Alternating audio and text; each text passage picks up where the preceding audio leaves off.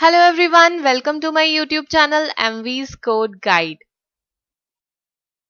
We are learning operators in Python where we have already discussed arithmetic, relational, logical and bitwise operators in detail. So if you are new to this channel, you can find the link of playlist in the description box where you will find all the previously uploaded videos regarding basics of Python series. So today we will be discussing assignment and special operators. Special operators, as I discussed in the first video regarding operators of Python, that they have some special meaning and special purpose. But before that, we will be discussing assignment and some compound assignment operators in detail. So without any further ado, let's get started.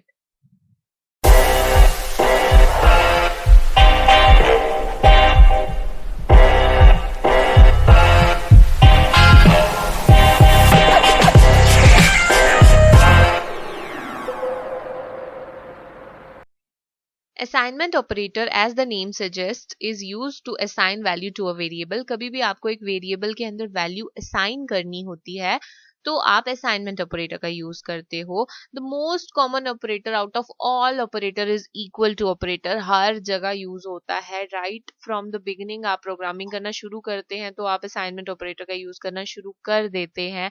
Equal to operator का use करना शुरू कर देते हैं. तो इसका syntax होता है वेरिएबल इक्वल्स टू वैल्यू, जहां पे this is operand 1 and this is operand 2. okay, this is operand 1 and this is operand 2, and in between the two operands is the assignment operator which is going to perform the assignment operation. जैसे बाकी सारे operators कुछ ना कुछ operation perform करते हैं on the operands, assignment operator भी assignment operation perform करता है. जो कैसे वर्क करता है, लेफ्ट साइड पे आपको याद रखना है, लेफ्ट साइड पे जो भी ऑपरेंड आप यूज कर रहे हैं that should be in the form of variable not value. आप वैल्यू नहीं यूज कर सकते हैं, आपको हमेशा वेरिएबल का नाम लिखना होता है on the left side, and on the right side आप वैल्यू भी लिख सकते हो और आप वेरिएबल भी लिख सकते हो. लेफ्ट साइड में हमेशा वेरिएबल, राइट साइड में या वैल्यू या variable. I will show you this thing with an example. जब भी आपको असाइनमेंट ऑपरेशन परफॉर्म करना है तो आप एक वेरिएबल का नाम लिखेंगे. सपोज यहाँ पे मैं एक वेरिएबल का नाम लिख रही हूँ a इक्वल्स टू 10. तो इस स्टेटमेंट का मतलब है कि मैं ये जो वैल्यू है 10 ये असाइन करना चाहती हूँ a के अंदर. तो ये हो गया assignment operation perform. Now if I want to print a, तो a की वैल्यू मुझे 10 प्रिंट होती दिख रही है क्योंकि a के अंदर मैंने असाइन कर दी है वैल्यू 10. अब यहाँ पे मैंने डायरेक्टली वैल्यू असाइन की है, बट मैं चाहूँ तो मैं एक और वेरिएबल b ले सकती हूँ और b के अंदर मुझे 10 वापस से डालना है. तो या तो मैं डायरेक्टली 10 लिख दूंगी या मैं वेरिएबल का नाम भी लिख सकती हूँ. यहाँ पे मैं a लिखूंगी तो भी इसमें 10 चला जाएगा, या मैं इसमें डायरेक्टली 10 लिख सकती हूँ. कहने का मतलब ये है कि लेफ्ट साइड पे हमेशा वेरिएबल का नाम आ रहा है, बट राइट साइड पे चाहे आप डायरेक्टली वैल्यू ले लो चाहे आप वेरिएबल का नाम ले लो, दोनों ही केस में ये प्रॉपरली रन करने वाला है. Now if I print b the output will be 10. तो यहाँ पे भी 10 असाइन हो गया. लेकिन अगर आप ऑन द लेफ्ट साइड कोई वैल्यू लिख रहे हैं और ऑन द राइट साइड आप कोई भी वेरिएबल का नाम लिख रहे हैं, that won't make any sense, that will be syntax error. Also if you write 10 equals to 10 तो भी एरर आएगा, दैट इज सिंटेक्स एरर, क्योंकि आप असाइनमेंट ऑपरेटर परफॉर्म कर रहे हो और आप एरर देख पा रहे हो कांट असाइन टू लिटरल. ये जो वैल्यू होती है, वैल्यूज को आप लिटरल्स बोलते हैं प्रोग्रामिंग लैंग्वेज में. जो भी आप वैल्यूज असाइन करना चाह रहे होते हैं उसे हम प्रोग्रामिंग लैंग्वेज में लिटरल्स बोलते हैं. लिटरल्स को कुछ आप कैसे असाइन करोगे, एक वेरिएबल के अंदर आप कोई वैल्यू डाल रहे हो, समझ आ रहा है, एक वैल्यू के अंदर आप वैल्यू डाल रहे हो उसका कुछ मतलब नहीं बनता. इसीलिए on the left side you can never use any literal, you always have to use the name of variable. Okay. We can also use compound assignment operations in Python. We can combine assignment operators along with some other operators to form compound assignment operators. इसमें क्या होता है कि आप कुछ और operators को और assignment operators को एक साथ एक लाइन में लिखते हैं, जहां पे सबसे पहले कोई और ऑपरेशन परफॉर्म होगा और उसके बाद जो भी रिजल्ट आएगा उसका असाइनमेंट भी हो जाएगा उस वेरिएबल के अंदर जो आप यूज कर रहे हैं. So following are the possible compound assignment operators in Python. You can use arithmetic operators along with assignment operators to form compound assignment operators जहाँ पे plus minus multiplication division modulus floor division और power of सारे के सारे arithmetic operators use हो सकते हैं along with assignment operators to perform compound assignment operation. Also you can use bitwise operators, bitwise and, bitwise और bitwise XOR. इन तीनों को आप यूज कर सकते हैं along with assignment operators to perform compound assignment operation.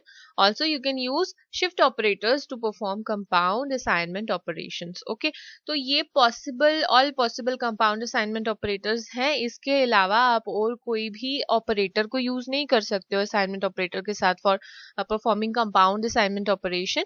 यही है सिर्फ जिनको आप यूज कर सकते हो for this particular purpose. Let us see an example and understand how they work. Suppose मेरे पास एक वेरिएबल है a जिसमें मैं 10 स्टोर कर रही हूँ.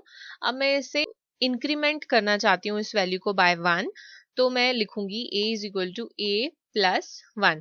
So in this way I can increment a by 1. a is equal to a plus 1.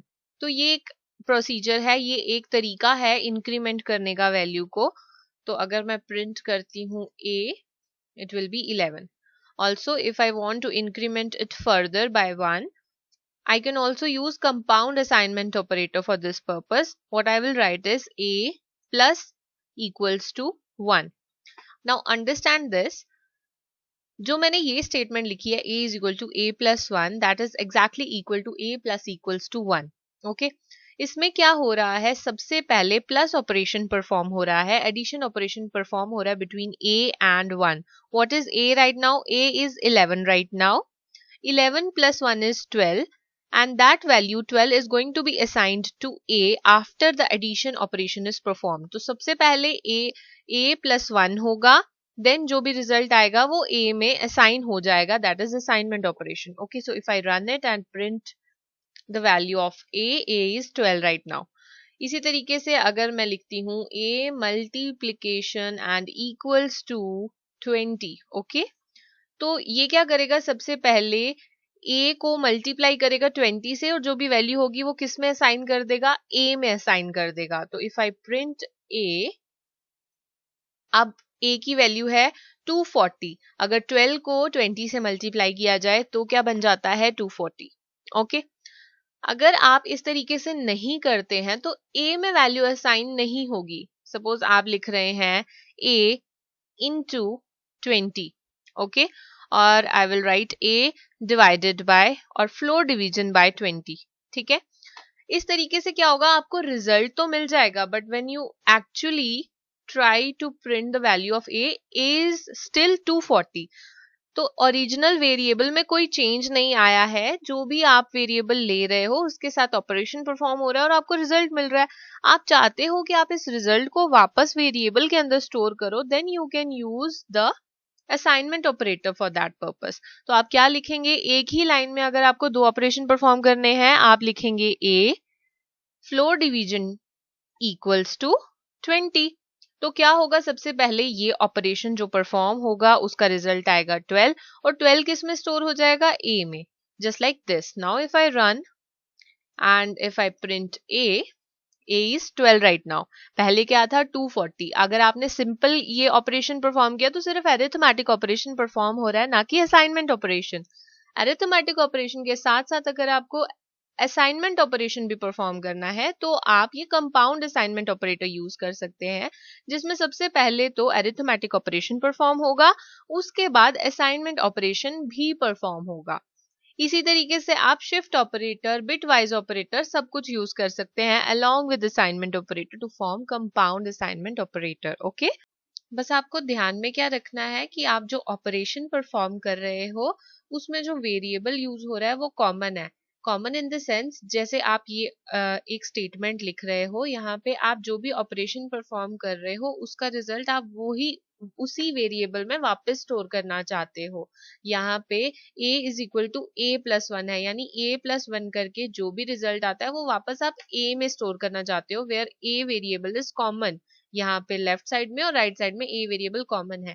ऐसे operations में ही कंपाउंड असाइनमेंट यूजफुल भी होता है, वरना अगर आप कोई और वेरिएबल लेना चाहते हो जिसके अंदर आप एक ऑपरेशन का रिजल्ट स्टोर करना चाहते हो, सपोज आपने एक वेरिएबल b ले लिया है जिसके अंदर आप स्टोर करना चाहते हो कि a+2 का क्या रिजल्ट आता है, उस केस में आप असाइनमेंट ऑपरेटर को कंपाउंड फॉर्म में कैसे यूज करोगे, क्योंकि अगर ए के अंदर ही वापस आपको असाइनमेंट नहीं करनी है, बी में करनी है, तो यहाँ पे असाइनमेंट ऑपरेटर वर्क नहीं कर पाएगा, सिंटेक्स वाइज ही पॉसिबल नहीं हो पाएगा।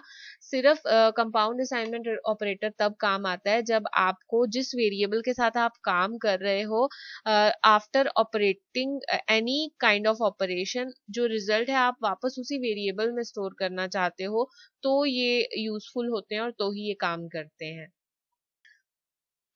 Now let us talk about some special operators in Python. So Python defines the following two special operators. First is identity operator and second is membership operators.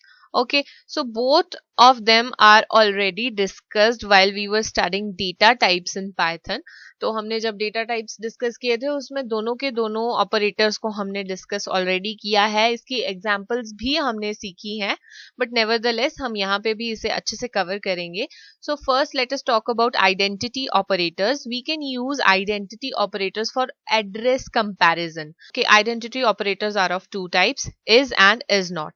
These are the two operators which come under the category of identity operator. So both of these operators are going to be used for address comparison. Address comparison से मेरा क्या मतलब है? Suppose मैं लिख रही हूँ x is equal to 10 where x is a variable, or to be very apt, x is a reference variable. So x is equal to 10 अगर मैं लिखती हूँ और इसे रन करती हूँ तो इंटरनली क्या होता है, मेमोरी के अंदर एक ऑब्जेक्ट क्रिएट होता है, ऑब्जेक्ट के अंदर 10 असाइन हो जाएगा, यानी ऑब्जेक्ट के अंदर वैल्यू होगी 10। अब इस ऑब्जेक्ट की मेमोरी को सेव करने के लिए एक रेफरेंस वेरिएबल होगा x, जिसके अंदर मेमोरी होगी इस ऑब्जेक्ट की, तो x पॉइंट करेगा इस ऑब्जेक्ट को।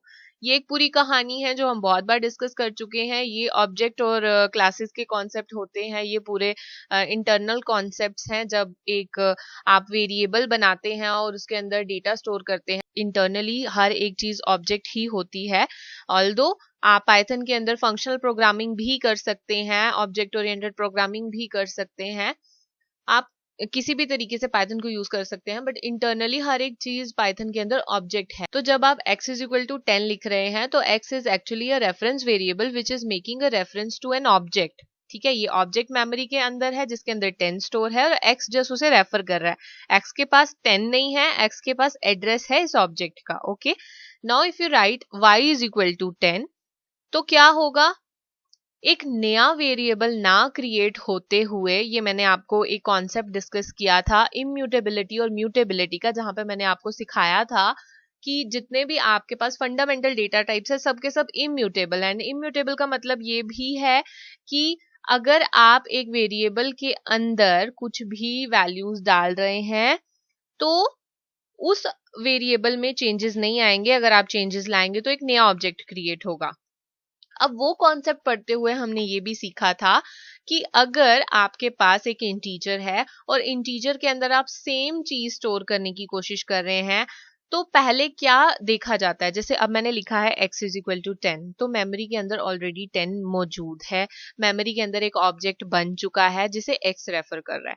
तो जब मैं next time y equals to 10 लिखूंगी तो सबसे पहले एक ऑब्जेक्ट क्रिएट होने से पहले देखा जाएगा मेमोरी के अंदर क्या पहले से 10 नाम का ऑब्जेक्ट या 10 डेटा के साथ ऑब्जेक्ट क्रिएटेड तो नहीं है ऑलरेडी। अगर मेमोरी में ऑलरेडी एक ऐसा ऑब्जेक्ट क्रिएटेड है जिसके अंदर वैल्यू है 10, तो नया ऑब्जेक्ट ना क्रिएट होते हुए एक नया रेफरेंस वेरिएबल क्रिएट होगा y, जो कि उस सेम ऑब्जेक्ट को रेफर करेगा। Okay, now x and y both will be referring to the same object because both are carrying the same data 10।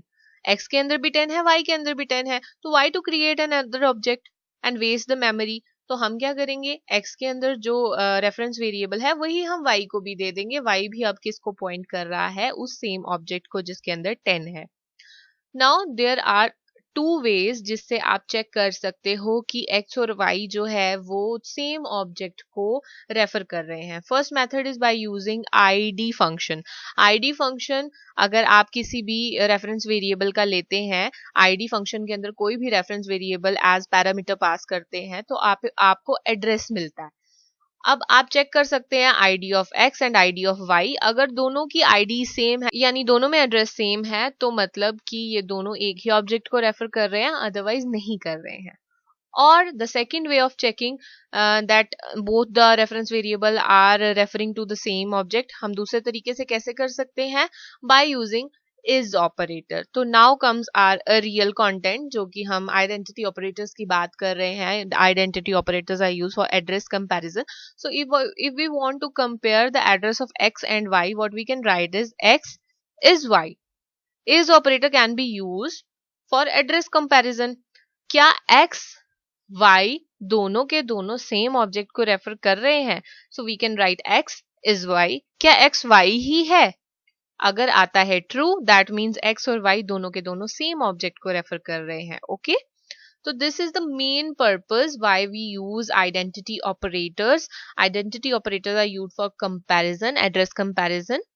And यहाँ पे आप देख रहे हैं कि मैंने एक इंटीजर वेरिएबल लिया है. इंटीजर वेरिएबल जो है उसमें ऐसी चीजें होती हैं कि अगर ऑलरेडी मेमोरी में कोई इंटीजर मौजूद है तो उसका नया ऑब्जेक्ट नहीं बनेगा, ओल्ड ऑब्जेक्ट को ही आपको रेफर करना होगा. हम मेमोरी को वेस्ट नहीं करते हैं.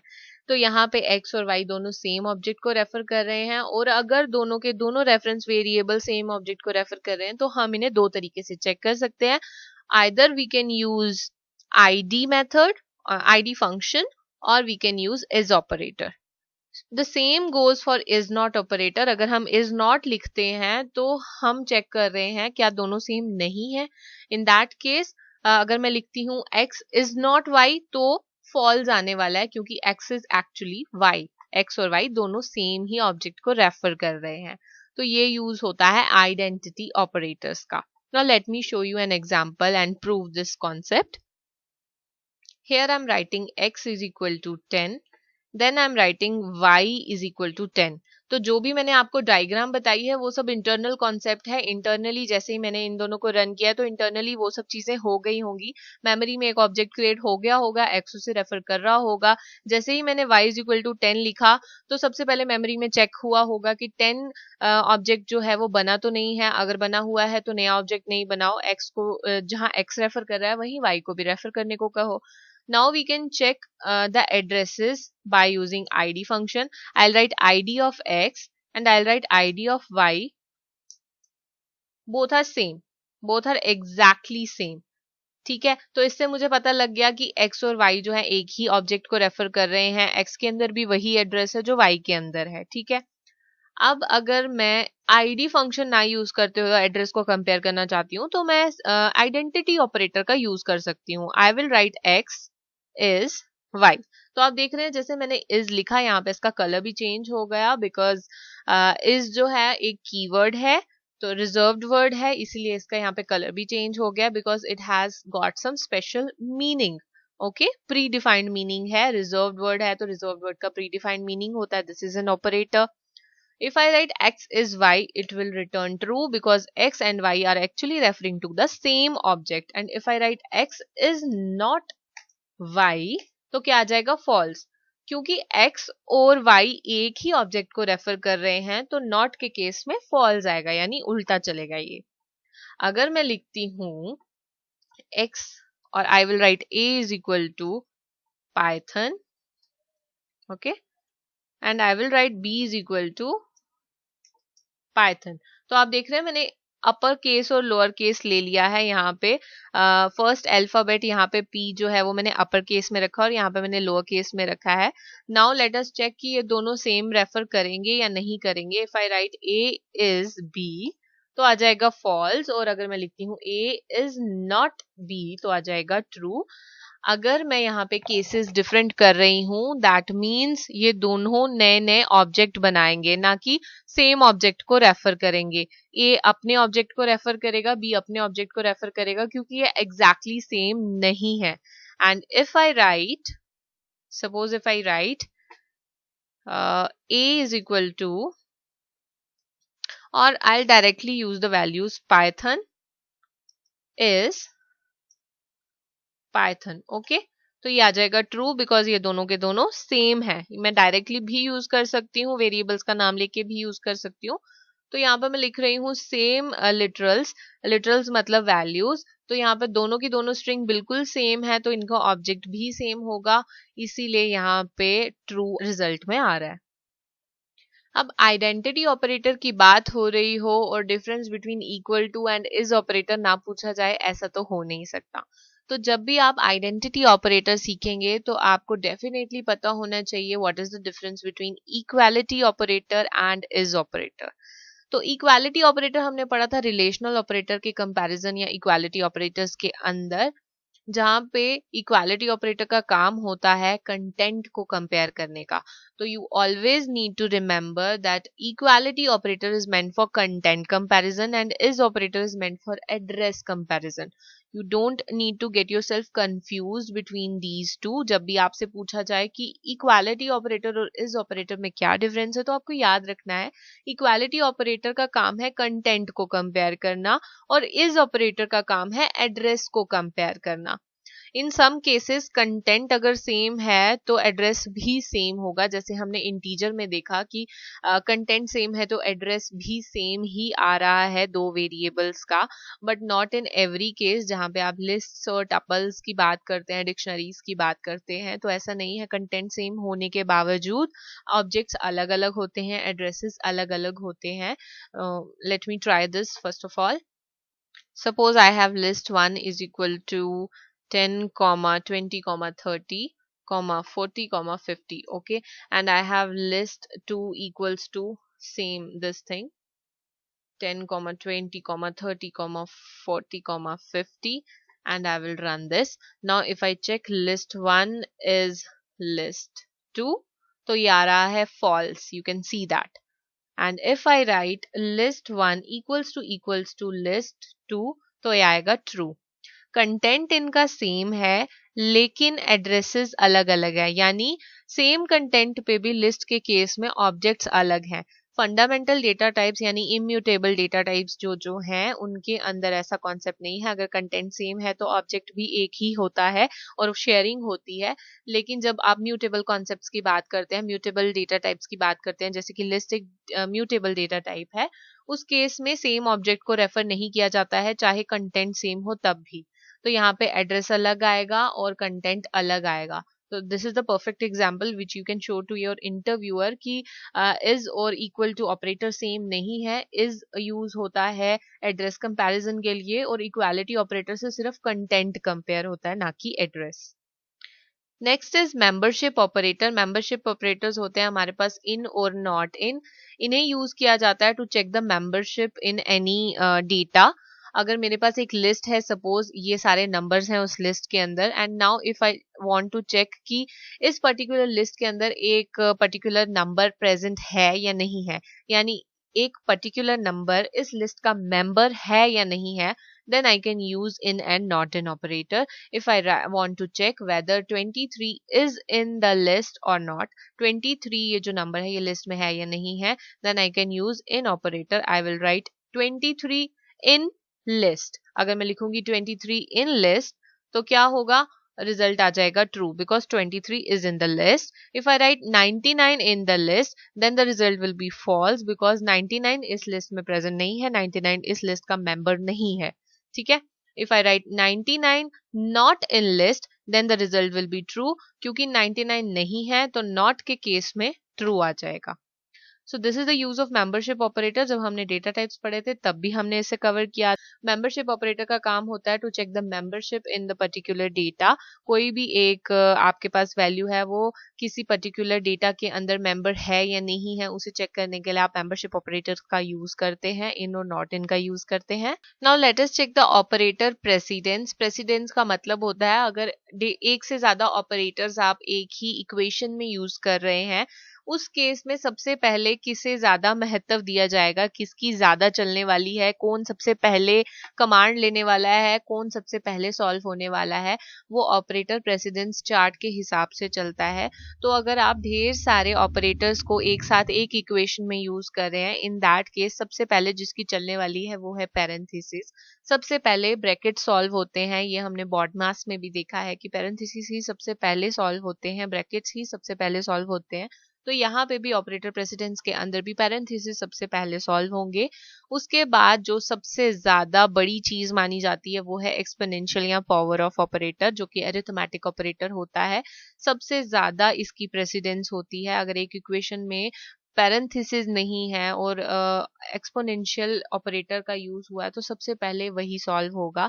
Then comes the unary operators. ये आपके पास नॉट ऑपरेटर और माइनस ऑपरेटर है, ये दोनों के दोनों यूनरी ऑपरेटर्स हैं, यानी ये एक ही ऑपरेंड के साथ काम करते हैं। तो एक्सपोनेंशियल पावर के बाद ऑपरेटर प्रेसिडेंस में नंबर आता है यूनरी ऑपरेटर्स का। Then comes multiplication, division, modulus and floor division, ये सब एक ही लेवल पे हैं। ये अगर बाकियों के कंपैरिजन में देखा जाए तो फोर्थ नंबर पे आ रहे हैं, जो इनसे ऊपर लिखे हुए हैं ऑपरेटर्स, उनके कंपैरिजन में तो ये फोर्थ नंबर पे आते हैं, लेकिन आपस में ये इक्वल हैं।